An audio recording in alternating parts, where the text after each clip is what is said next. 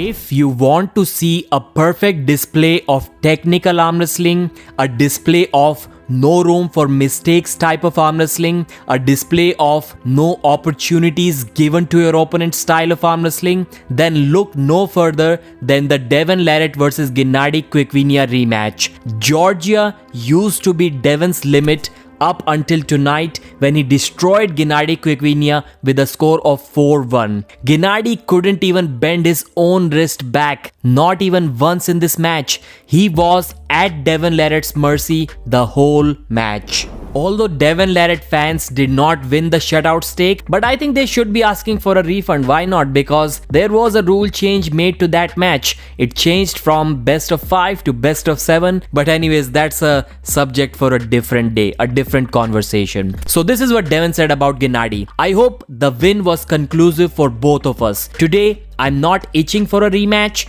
I'm sure Gennady is. I will gladly do it again. Devon sees Gennady as a person of very high esteem and he will be honored to give him a rematch in the future. So what's next for Devon? Basically nothing. There are no right arm super matches left. I mean, we can say that Vitaly Lalitin versus Devon should be happening, but Engin Terzi has already announced Vitaly versus Levan, so that match cannot happen. Although I would still like to see that match because Vitaly also wanted this match in June and then later on he wanted the Levan match, but looks like it's not going to happen as of now. So nobody except Levan is left for Devon to beat on the right arm. Maybe a match against Alex Cordecha, but not many people will believe that it can be a close match. So what's confirmed for Devon? A left arm match against Artyom Morozov at the next East versus West event in USA. What did Devon learn from this Vitaly Lalitin versus Morozov match? That's a topic for a different video. We'll soon talk about that as well. If Devon wins the Artyom Morozov match, or even if he doesn't, then the 115 kg Alijan Muratov world title match should happen,